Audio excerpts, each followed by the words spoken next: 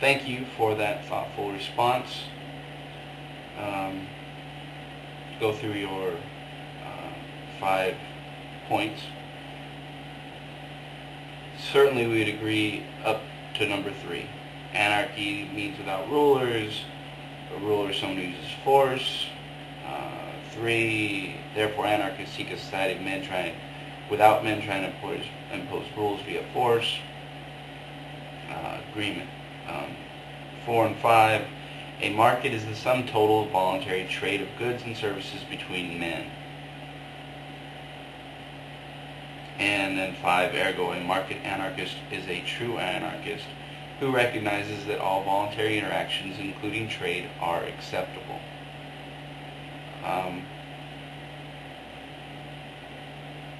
It's true you don't use the term capitalism, and what I find, here's the problem I see. You give the example of if you have wheat and I have meat, we trade, it's mutually beneficial. The problem is, in all of these instances I keep hearing from anarcho-capitalists, they're very simple. It's like I go pick some fruit and I trade it for your bicycle. They're very simple trades. Now, perhaps this is how you think of it, I'm not sure, and hopefully you'll explain in more depth. I live in a complex industrial society where most things that are produced on a large scale at factories. The use of automation, machine technologies, where one person's not going to go out and build a car. It's just not going to happen. It takes many people to come together. Same with skyscrapers. My trade as a carpenter. These things aren't done by one individual. So, what I find lacking in this explanation is your position on the rights of property. Understanding, of course, property, not possessions. Okay, the difference. As Proudhon, the famous anarchist, exclaimed, property is theft. And what my video attempted to explain was that once you, and this is what all the bourgeois theorists, and I try to explain that, was once you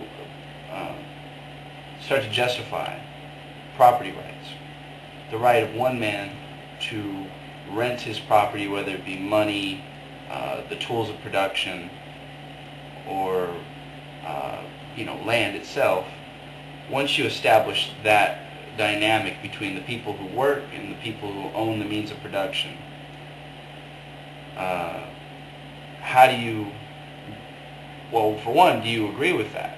Because that seems to me the natural trend of a free market.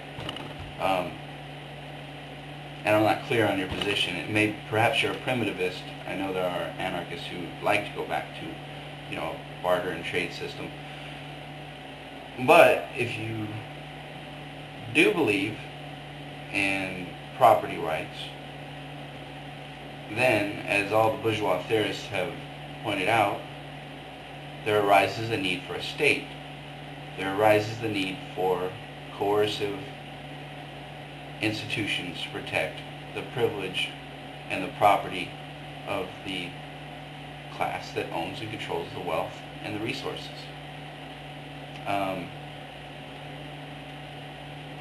What I see, and correct me if I'm wrong, what I see in our disagreement here, we agree on many things about anarchism.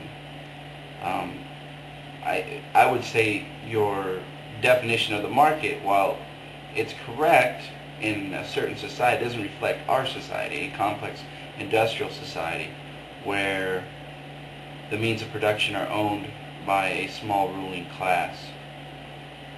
Now, let's just put it this way. What would you, as a market anarchist, what's going to happen with the factories, the means of production?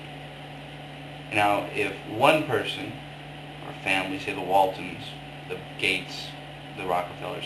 If one family person is going to own, I don't know, the Ford factory,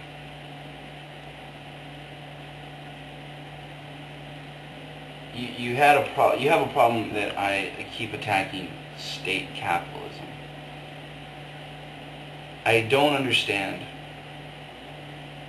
and I don't believe it's possible for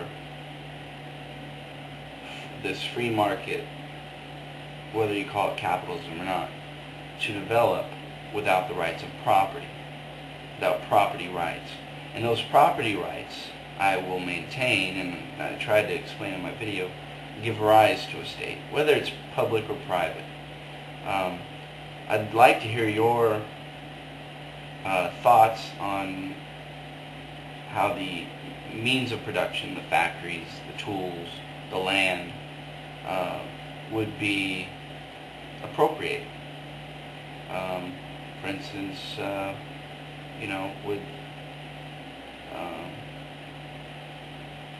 the factories we have, would they be owned and controlled by the workers who work and produce them, or would they continue to be owned by a small group of capitalists? And if it's the latter, how would that system of privilege be protected without coercion? I understand your analogy of, you have wheat and I've got some fruit and we trade and it's mutually beneficial, and that sounds great. I don't see a problem with that. But I'm specifically speaking about an advanced industrial society where the means of production are owned by a small ruling elite. And I wonder how that would be dealt with in an anarcho-capitalist system.